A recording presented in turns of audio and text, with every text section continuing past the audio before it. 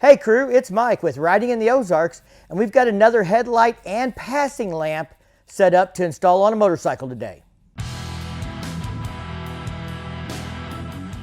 I had a company reach out to me about doing another one of these 7-inch headlights, and this time it was a setup that has the passing lamps. Now, my Street Glide, I have not added the passing lamp bar, but some Street Glides, people have added that to them. Some electric glides have them, some of the Fat Boys, the Heritages, things like that. So there'll be a link in the description down below to this exact product. Please check and make sure it does fit your particular motorcycle. But these, I believe, are a standard 7-inch with a 4.5-inch passing lamp. From what I know, they're all, you know, if it fits one, it fits the other. But anyway, we got a set of instructions here. Let's open this thing up and see what else we got. Here we have a 7-inch headlight with a mounting bracket. Of course, we opted for the chrome projector on the background. They do make it with a black. There is the standard H4 type plug. This should connect this up to the wiring harness. I'm not familiar with this plug, but I'm sure the instructions will tell me if you have to use it on certain models, like you know, for example, the Street Glides on certain years might have different plugs depending on what year or something. I assume that's for. They gave us some butt connectors. Let's see what we got on the passing lamps here. They got them all packaged up nice and protected, even though they're packaged well. Good packaging. I've seen worse. And there's our projector lamp.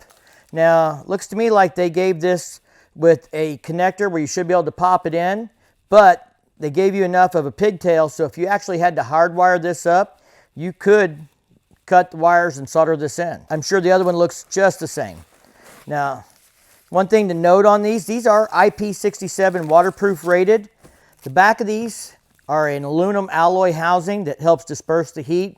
They're finned on the back, so that'll help keep the heat down on these when they're in the casings for the lamps. I believe this is 4,000 lumens on high beam, 2,800 lumens on low beam. The passing lamps are rated at 1,440 lumens. All right, let's get busy putting these things in the bike. Let's get the old ones out. We did record already the bike riding at night with the factory lights that are still in the bike. So we'll be able to do a comparison afterwards and show you before and after riding at night and what the difference is in the brightness. So make sure you stay around for that after the install.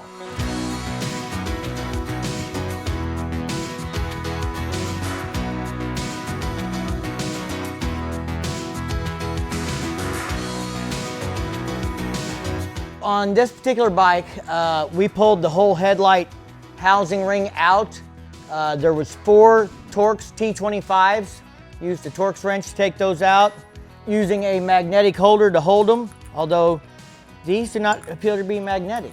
Make sure you cover your fender with a good pad so you don't scratch the paint or dent it by setting a headlight or anything on it. So we've doubled up this moving pad and draped it over the front here. Now I unplugged this. This has a standard H4 plug here. It doesn't feel like this has another connector somewhere in the middle like my Street Glide does, which is newer.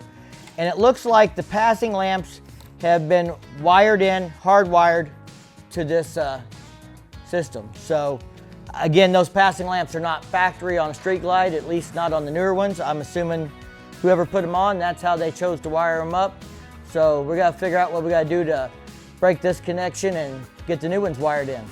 Got the old passing lamp out. It just uses a standard beauty ring with a Phillips screw to hold it on. There's a backing plate for it. I've already taken it off here and have it on the new lamp. But I wanted to show you this connector.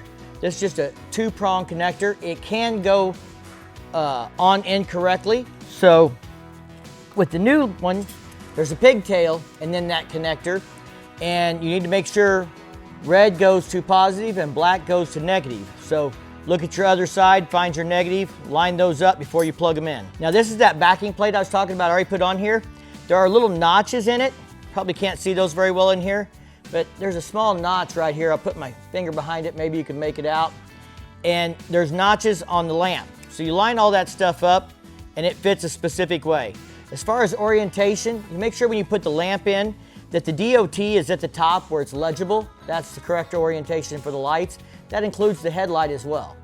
If you can get somebody to help you do this when you do it, I'd suggest doing so. Make sure you put the beauty ring on where it holds the light in good. You do not want the light falling out while you're trying to put this together and hitting the fender or coming loose and hitting the ground. I always suggest testing this before you do final assembly. We put that one together because you can't really hold it in place and test it unless you've got somebody to help you. I'm gonna go ahead and plug this lamp in and just kind of let it set here on the fender carefully. Go ahead and peel that plastic off of it. We're gonna go turn the bike on and make sure that things light up. Let's turn the high beam on, make sure that works. Now this is one of those lights when high and low beam are on, both bulbs are on. On some older headlights, I've seen it alternate between the two and not run both at the same time. So you can definitely see a difference in the color of the lighting between the new and the old passing lamp as well. All right, let's turn this off and finish the install. Now remember, you're just screwing these into plastic. There is kind of a plastic, standoff in the back so that, there are threads to go into, but there's no sense over tightening these. All you're gonna do is strip that plastic or crack the plastic and then it won't hold the headlight in good. So don't screw yourself over like that. Ha ha, funny, huh?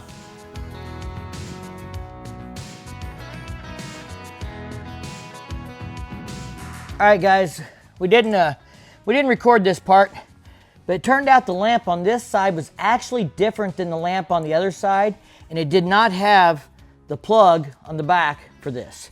So we cut all the female and male connector type slip-on plugs that were on this off, soldered up the pigtail that came with the new LED to the wires, and so we're actually using the pigtail that came with it, which I'm really glad they provided that. They didn't just expect you to have a connector for it. So that worked out great. Kudos to the company for providing a solution when you have to hardwire one in.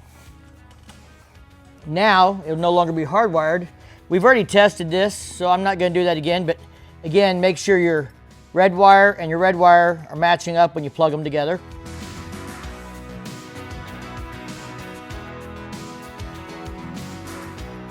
All right, so this is what these babies look like. Let's turn the key back on and see how she looks. Looks like he needs some LED turn signals next. We're gonna have to work on that. All right, guys. He's gonna wait till it gets dark, take this thing out for a test ride, record what it looks like with the new lights on, and then we'll come back and we'll review the footage and talk about how much better, or if they don't look better, but I'm sure they will, over the stock lights. I mean, it doesn't take a lot to look better than the stock lights on a Harley Davidson when they come out with the halogen bulbs still. Hopefully Steve likes these and they work well for him. He's gonna ride them for a while, and besides, if there's any problems in the future with them, he'll make sure to let me know so I can let you know. I'm gonna let him get out of here and we'll finish this up in a day or two. 3 weeks later. All right, guys, I'm back at the computer and I was comparing the footage from before and after on the light. And one thing is obvious to me. The new light, of course, is brighter. That was to be expected. But we probably should have tried to aim the light better before he took off. We didn't really work on aiming the headlight any or anything like that. And it's obvious to me in the pictures that the new light is aimed too low.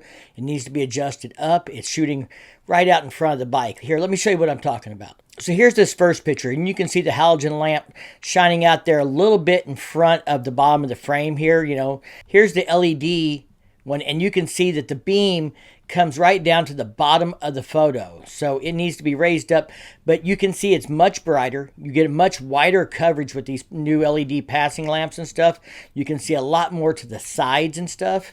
And you can see just as far, even with the headlight aimed down, as you could with the halogen bulb that was aimed up more. So definitely a big improvement in the light as it is, and I'm sure it's going to be even better after we get it aimed up. So I tried to use landmarks on the side of the road to help make sure I'm comparing the photos at the same point in the road so you can see what the difference is. You can see in the top right corner here an orange construction zone sign. It's kind of hard to see, but it's there. With the LED, it's even harder to see, but it is there. I backed it up a few frames, but because the bulb is shining so low, you can't spot it as well, but you can see the ground much better. Here's a shot of the halogens shining down the road, and you can see kind of a like one of those warnings for where there's a concrete culvert next to a yellow street sign there. Here's the LED. You can see the same sign and everything else. You're getting about the same distance, but of course, this is with the bulb much lower. It's going to be much better after we get adjusted. Unfortunately, Steve is out on the road on a road trip, and I'm not going to be able to adjust the headlight and show you guys what that all looks like before I finish this video. But here is another shot of the original headlight. You can see the yellow sign right here, and that's just about where the beam is kind of focused on. Here it is with the LED from the same point in the road, and you can see the bulbs focused much closer to the bike, and you can still see well out there past the road sign, and you can see much further to the side. So I really can't wait to see what this looks like once we get it adjusted. I'm going to play you a couple of clips going down the road now so you can see what it looked like with the old halogen bulb on this stretch of the highway. And then we're going to play the same stretch of highway with the LED here. And you guys can make your mind up for yourselves, but I believe the LED is well worth the difference. If you guys are interested in this 7-inch headlight with the 4.5-inch passing lamps, I'm going to make sure I put a link to this product down below in the description so you can get this exact one. Make sure it's an exact fit for your particular motorcycle. It does fit a lot of different models and stuff, but I think they are a great looking headlight, performs like they should. So if that's something you're interested in, check out that link. It is an affiliate link, so it will help support the channel. I want to give a big shout out to all the members that help support my channel so I can continue to do videos like this. If you're interested in early access to videos like this or other perks for just a couple dollars a month, click that join button down below to learn more. If you like this video, give it a big thumbs up. If you do that YouTube thing, check out the content on my channel. And if you dig it, don't forget to subscribe down below. Ring that bell to be notified the next time I drop a new video. And as always, thank you for support. Stay safe and keep on riding.